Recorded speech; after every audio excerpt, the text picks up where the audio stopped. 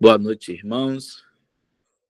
Estamos dando continuidade aos nossos estudos, adentramos mais um ano, o ano de 2025, e seguimos nas leituras, nessa leitura hoje do livro A História da Igreja, do irmão Andrew Miller, do século XIX. Lembrando aos irmãos que, se algum irmão tiver algum pensamento, algum comentário a fazer, podem me interromper a hora que quiserem. Vamos seguir. Os ditados de Gregório. As seguintes citações são atribuídas como sendo algumas das máximas de Gregório VII. Elas darão ao leitor uma ideia do homem e do espírito do papado. Está estabelecido que o pontífice romano é o bispo universal, que seu nome é o único desse tipo no mundo. A ele somente pertence o direito da deposição e reconciliação de bispos. E ele pode depô-los em sua ausência e sem a ocorrência de um sínodo. Somente a ele é permitido enquadrar novas leis para a Igreja e dividir ou unir bispados. Ele somente pode usar as insígnias do império. Todos os príncipes são obrigados a beijar seu pé. E ele tem o direito de depor imperadores e de absolver súditos com base em sua fidelidade. Ele mantém em suas mãos a mediação suprema em questões de guerra e paz, e só ele pode julgar as sucessões contestadas aos reinos, pois todos os reinos são mantidos como... Sobe um pouquinho aí, Jefferson.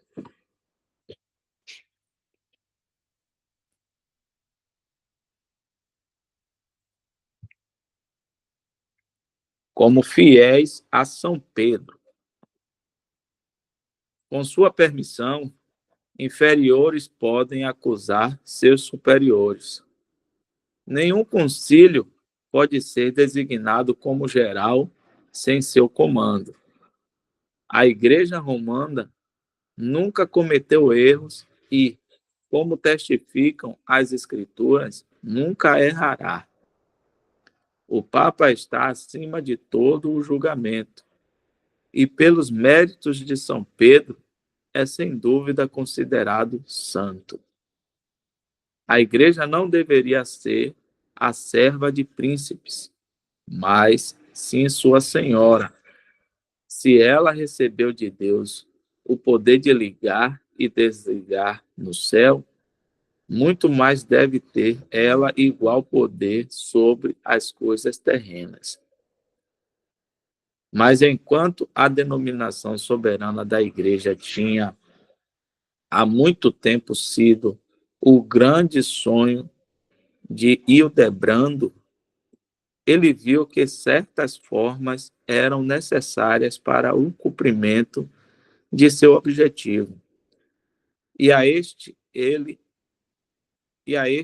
agora dedicava-se com toda a energia e firmeza intrépida de seu caráter.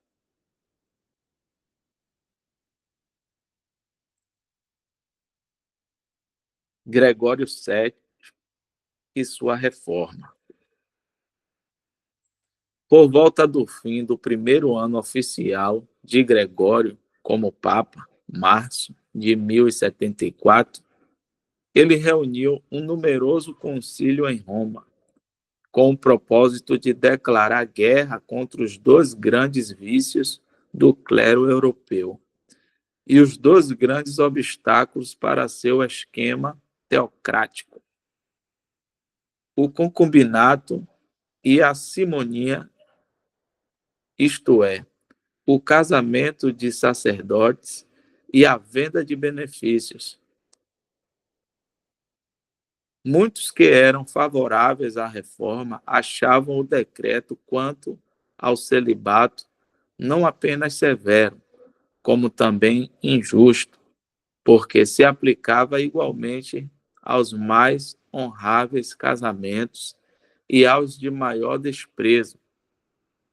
Foi resolvido no concílio sem oposição, foi resolvido no concílio sem oposição, primeiro que os padres não, só mais aí,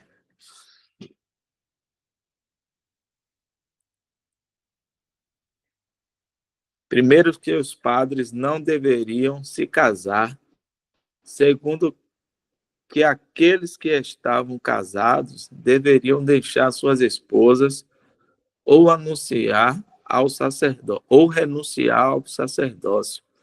Terceiro, que no futuro ninguém que não professasse continência inviolável deveria ser admitido às ordens sagradas.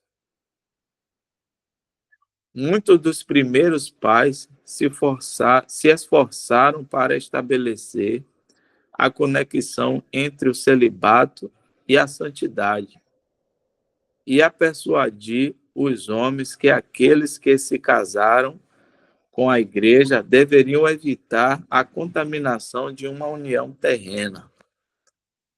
Muitos dos papas também defenderam o celibato, mas a não ser sob a mais severa disciplina pessoal ou nas comunidades monásticas mais estritas. O celibato era pouco observado e provavelmente nunca tenha sido forçado além das fronteiras da Itália. Mas Gregório fez sua voz ser ouvida e temida quanto a esse assunto, desde o Vaticano até os limites mais longínquos da cristandade latina. Ele escreveu cartas a todos os arcebispos e bispos, aos príncipes potentados e oficiais leigos de todos os níveis, sob pena de incorrerem em severa punição ou perdição eterna, para que expulsassem e depusessem sem misericórdia todos os padres e diáconos casados, e a recusar seus contaminantes ministérios.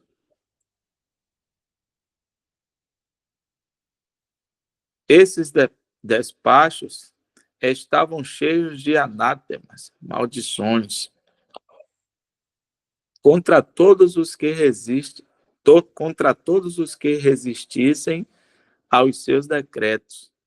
E assumindo o lugar de Deus, ele diz: como obterão perdão por seus pecados aqueles que desprezam aquele que abre e fecha as portas do céu, a quem ele se agrada? Que todos se cuidem de não invocarem a ira divina sobre suas próprias cabeças, como eles incorrem na maldição apostólica, em vez de ganharem essa graça e bênção tão abundantemente derramada sobre eles pelo bendito Pedro. Que fiquem bem certos que nem príncipe, nem clérigo escapará da condenação do pecador em deixar de expelir com rigor inexorável todos os padres simoníacos e casados, e todos os que ouvirem ao chamado da simpatia ou afeição carnal, ou por qualquer motivo mudando, reterem a espada de derramar sangue pela causa de Deus e de sua igreja, ou permanecerão distantes enquanto essas heresias condenadoras estiverem roendo os sinais vitais da religião. Estes devem ser considerados indiscriminadamente como cúmplices dos hereges, como falsificações e fraudes.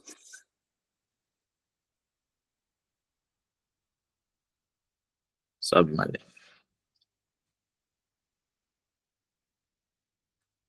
O celibato e a simonia.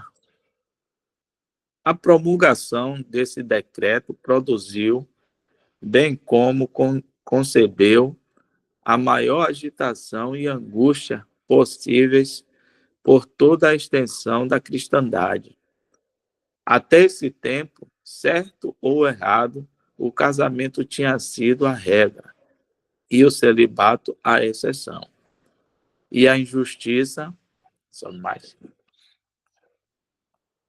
do decreto o tornou intolerável, pois o fez cair severamente da posição mais virtuosa para a mais viciosa e estigmatizou a todos como culpados de concubinato. Deixaremos que o leitor imagine o efeito de tal decreto em milhares e dezenas de milhares de famílias felizes. Os detalhes encheriam volumes. O decreto dissolveu os mais honráveis casamentos, rasgou o que Deus tinha unido, espalhou maridos, esposas e filhos, deu origem às mais lamentáveis discussões e espalhou por todo lugar as piores calamidades. Esposas, especialmente, foram levadas ao desespero e expostas às mais amargas tristezas e vergonhas. Mas quanto mais veemente a oposição, mais altas as anátemas contra qualquer atraso na execução plenária dos comandos do pontífice. Os desobedientes eram entregues aos magistrados civis para serem perseguidos, privados de suas propriedades e sujeitos a indignidades e sofrimentos de vários tipos. Parte de uma das cartas do Papa fala sobre esse ponto. Só mais.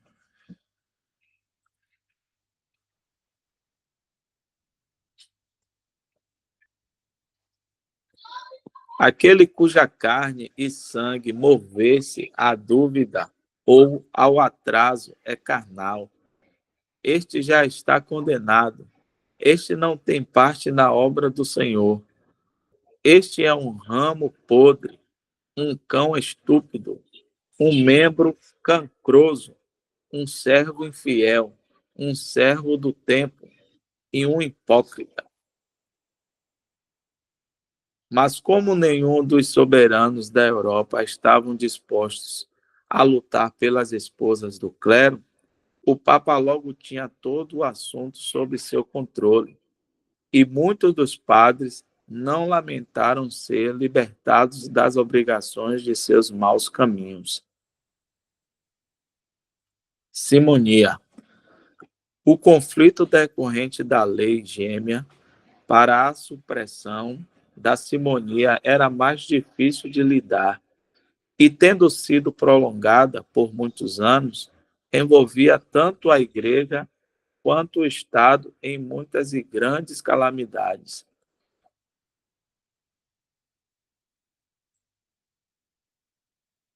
Sobre mais aí. Só um breve comentário. A gente pode, que o irmão acabou de ler, né, que esse Papa, ele tomou ele criou uma doutrina onde não há nenhuma doutrina da igreja, né? Nenhuma das cartas, a palavra diz, né, que aqueles que proíbem o casamento, tem uma passagem na Bíblia, né, e que fala, né, não, é referente a esses homens mesmo que proíbem o casamento. Então, a gente pode pensar um pouquinho sobre a falta de luz que cada um de nós andávamos, né, no passado.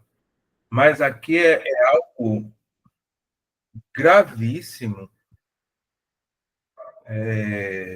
Os irmãos mais antigos chamam esses homens, diz que esses homens são energizados por, por Satanás, né? Como a palavra fala, né? São lobos. Então, assim, quantas famílias foram destruídas? Como o irmão leu, né? O que Deus uniu, não separe o homem. E quantos desses irmãos sinceros tiveram que deixar sua esposa e seus filhos em um ponto relevante que a gente fica. A gente sabe que muitos irmãos, né, que são fiéis à obra, quando eu falo a obra, os dons que o Senhor tem dado a esses irmãos, e é um olhar sempre na pessoa do Senhor Jesus. E aqui é contrário a tudo isso aí. Por isso que a gente vê tanta. O irmão tem um irmão que chega a ser bestialidade hoje, né? Na igreja, e colocou o Senhor do lado de fora. Então, essa história da igreja mostra-nos que o Senhor, ele tem permitido, né, que essas coisas venham a acontecer para que ele próprio, ao fim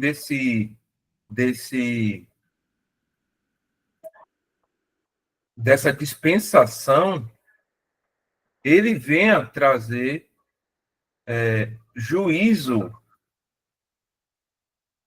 né? Juízo sobre a tua igreja, como? Separando o joio do trigo.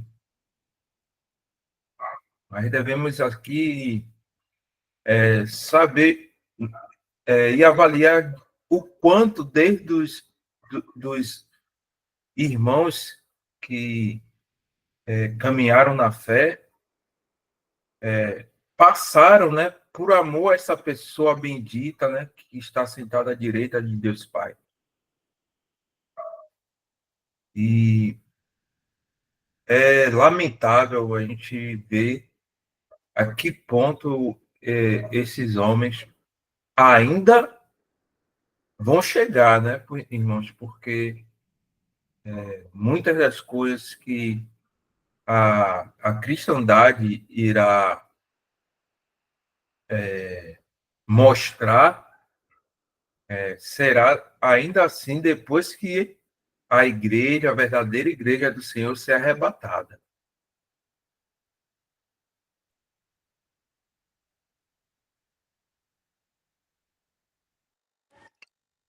Com certeza, né, irmão? A gente vai lendo e vai observando cada vez mais o descalabro, né, dos homens,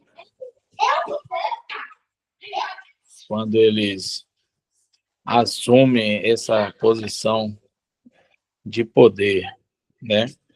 A gente está estudando aqui em Santo Amaro, na reunião informal, a Epístola aos Coríntios, e fala exatamente da sabedoria, né? Nos primeiros capítulos ali de Coríntios, Paulo vai tratar ali com os coríntios a questão da sabedoria humana, né? Sabedoria humana que estava gerando dissensões. E a gente no texto que a gente leu, né, o, o irmão escritor ali que escreveu aquele texto, que escreveu aquele ministério, ele traz para nós que a sabedoria humana ela é tão corrosiva que ela causa dissensões, ela causa cisma, ela destrói, ela faz com que o, o, o homem de Deus ele se desvie do caminho da verdade, do caminho da verdade. E a gente está vendo aí, né, que um dos principais fatores para que o testemunho da igreja ele caísse em ruína foi o distanciamento da verdade, né? Os homens começaram a se distanciar de Cristo e da palavra da verdade para colocar os seus preceitos, as suas vontades, né, as suas filosofias, as suas sabedorias, né? Tudo para atender o seu eu, o seu ego. E a gente vê esse papo aí, né? Pegar algo que estava acontecendo só, o texto vai falar, dentro da Itália, e propagar como uma doutrina, né? Por toda a cristandade, com força de lei, né? Com força de lei. E a gente vê o quanto eles já estavam distantes da palavra da verdade e se cumprindo aquilo que o Senhor falou, né, através do apóstolo Paulo, que está em Atos 20. A gente até, na nossa reunião, comentou sobre isso, que Atos 20, se eu não me engano, ali no verso 34, vai falar, né, que entrariam, né, no meio dos rebanhos lobos cruéis, não poupariam o rebanho, e que de entre nós mesmos levantariam homens perversos que distorceriam, né, a verdade. Então a gente vê isso acontecendo, né, os lobos introduzindo as suas filosofias, as suas doutrinas, os seus dogmas, e os próprios cristãos no meio desses lobos também fazendo o mesmo trabalho. O irmão botou aí 30. E de entre vós mesmos se levantarão homens que falarão coisas perversas, né, para atraírem os discípulos após si. E foi exatamente isso que aconteceu, né? Coisas perversas, né? Esse Papa começou a falar, a decretar para que os discípulos fossem após ele. Para quê? Para fazer discípulos. E está tão fora de base bíblica, né, que a palavra de Deus, eles já tinham conhecimento da palavra de Deus na mão, né, as cartas, vai falar justamente que essa doutrina era a doutrina de demônios. Está em 1 Timóteo 4:3, Jefferson. Bota aí. 4, capítulo 4, 1 Timóteo,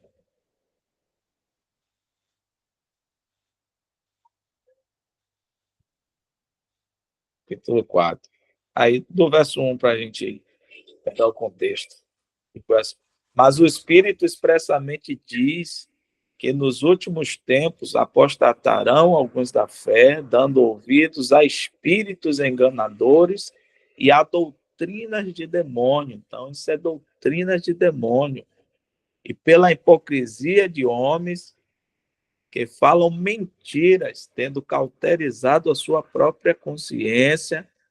Então, eles falam tanta mentira que eles cauterizou até a própria consciência deles. As consciências deles estão cauterizadas, quer dizer, eles acreditam nas suas próprias mentiras, nas suas próprias mazelas, porque Deus passa ao demônio conduzi-los nessas mentiras, proibindo o casamento e ordenando a abstinência dos alimentos que Deus criou para os fiéis e para os que conhecem a verdade, a fim de usarem deles com ação de graças. Então, proibindo o casamento, e a gente vê a palavra expressamente falando que é essa proibição ao casamento e a abstinência dos alimentos, né? Como a gente vê hoje a Igreja Católica ainda implantar essa abstinência de, de alimentos. A palavra fala bem clara que é doutrina de demônios, né? Mentiras de homens hipócritas que cauterizaram as suas próprias mentes, né? As suas próprias consciências, e assim fazem, né, os indoutos, aqueles que infelizmente não buscam, né, na palavra de Deus a verdade, mas se deixam levar por esses homens, né, a praticarem essas doutrinas, infelizmente.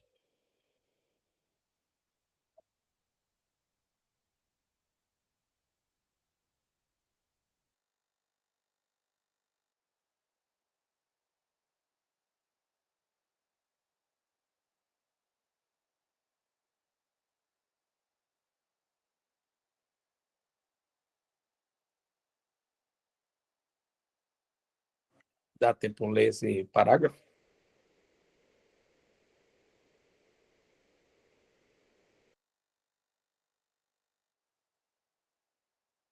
Dá, a gente para nesse próximo.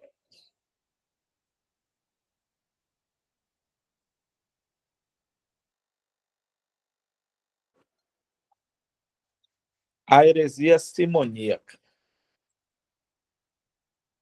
No século XI, conta-se que o sistema feudal atingiu sua maturidade e o pecado da simonia, ou a venda de benefícios eclesiásticos, atingiu o ápice de sua impiedade.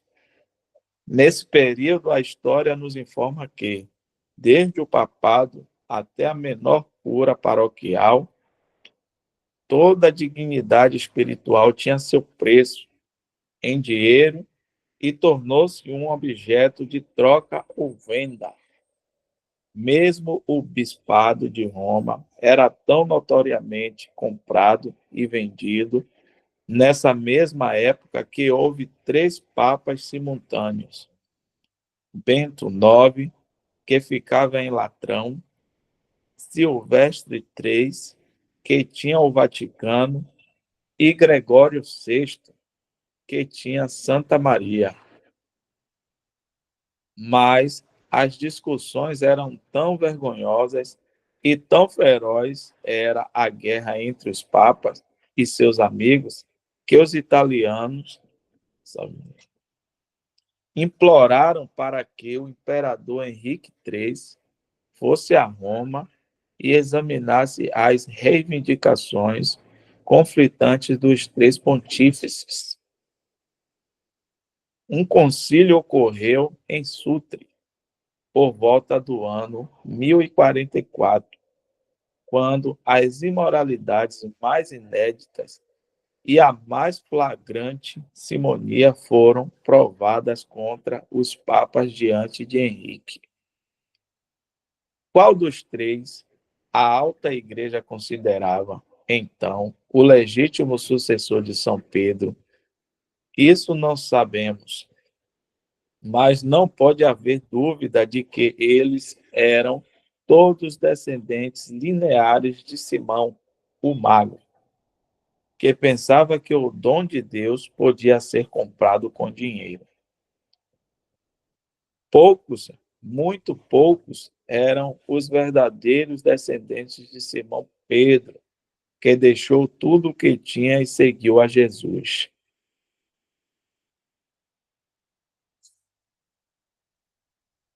O mal se espalhou e toda a ordem clerical foi afetada, e se não corrompida pelo pecado prevalecente.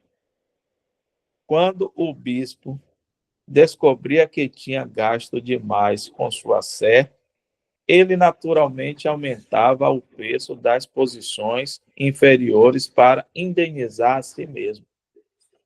Assim, os grandes prelados da igreja estavam envolvidos no mais degradante tráfico e especulações secularizantes.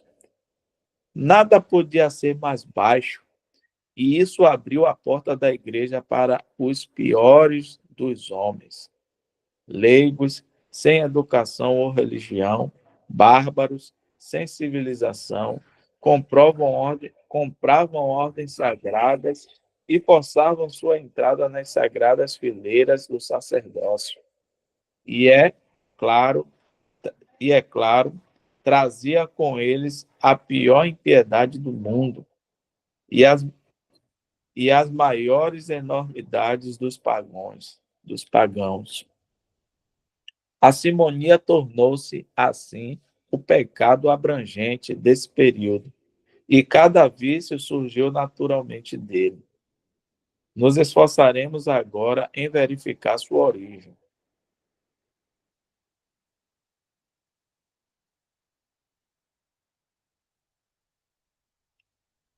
O surgimento e o progresso da simonia. Enquanto a igreja era pobre, perseguida e desprezada pelo mundo, não havia compradores de benefícios. Quando um homem perdia seu status mundano ao se tornar um cristão e expunha-se à prisão e morte, qualquer tráfico de preferências eclesiásticas era desconhecido. Mas após a união da igreja com o Estado, e quando a riqueza do mundo começou a fluir para os cofres da igreja, houve uma grande tentação para entrar na ordem sagrada pelos privilégios e imunidades que isto assegurava. A simonia tornou-se, então, a inevitável consequência do rico dote das maiores séis. Nos primeiros dias do episcopado, o bispo era eleito pelo clero e pelo povo de sua diocese, mas no decorrer do tempo, as eleições episcopais tornaram-se tão importantes que os senhores leigos e até mesmo os soberanos eram tentados a interferir e a finalmente estabelecer e reivindicar o privilégio da nomeação. O próprio Carlos Magno deu o exemplo ao empurrar seus filhos naturais às mais elevadas dignidades eclesiásticas. O privilégio assim usurpado era logo abusado. Os mais importantes cargos e ofícios ou eram concedidos aos favoritos ou publicamente vendidos ao melhor posto, sem consideração pelos interesses da religião, santidade de caráter, ou mesmo qualificações literárias. A prática universal do feudalismo de dar presentes ao soberano ou ao senhor vassalo em todo ato de promoção era seguida pelos eclesiásticos. Quando um bispo ou um abade morria, era comum, em primeiro lugar, comunicar a vacância à corte.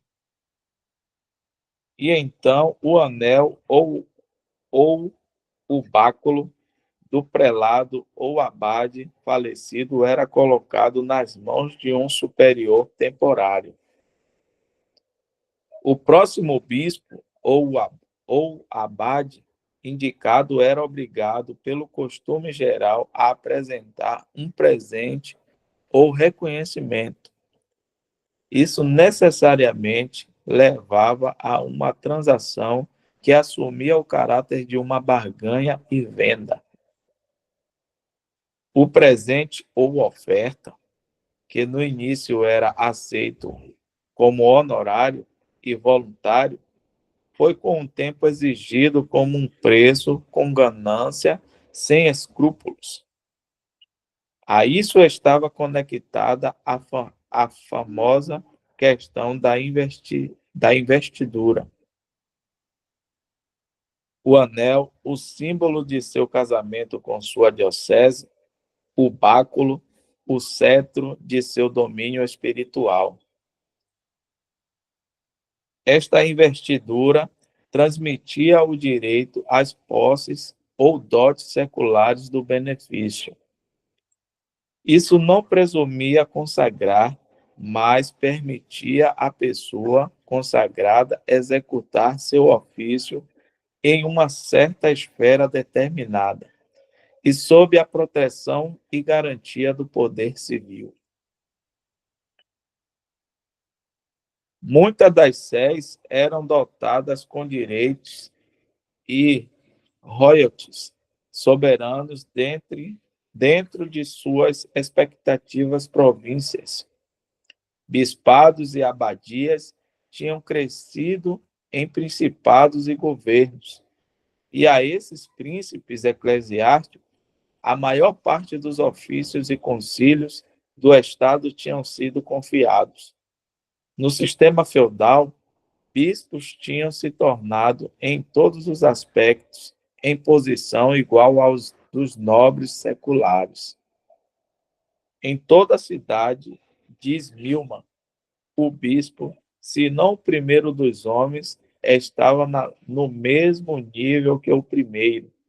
Além da cidade, ele era senhor dos mais amplos domínios. Arcebispos quase se igualavam a reis, pois quem não teria cobiçado a classe e autoridade de um inquimar? Inquimar. Arcebispos de reis.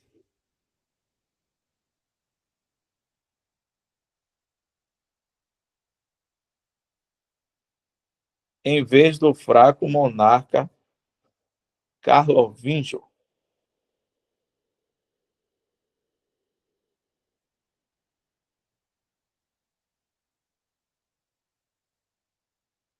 Terminar aqui. Mas o clero superior não ficava em nenhum aspecto atrás dos leigos, na prática corrupta da venda de ofícios espirituais sob seu patrocínio. Bispos e abades vendiam suas igrejas, sem vergonha ou remorso, para que pudessem pagar suas despesas. Aquilo que tinha sido obtido por meio indigno era empregado para fins indignos. Tal era o terrível estado de coisas, tanto na igreja quanto no Estado, e tal eram os motivos desprezíveis dos homens para entrar para as ordens sagradas, até que Hildebrando emitiu seu famoso decreto contra todas as práticas simoníacas e contra todo o direito de investidura concedido por algum soberano secular, príncipes, nobre ou qualquer leigos.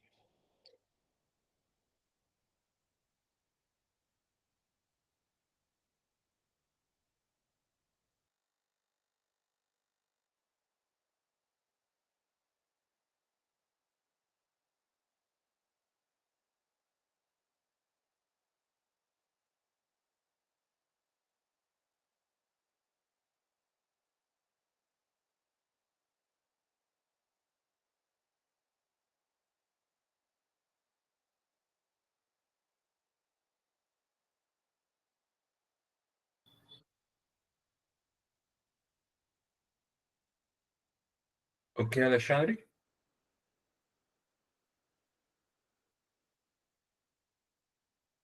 Tranquilo. Irmãos e irmãs, já são 21h05, né? Gregório e as investiduras. Fica para a próxima segunda-feira, Senhor permitindo, né? Vou estar tirando a gravação. Irmão Isaac, você pode agradecer, irmão?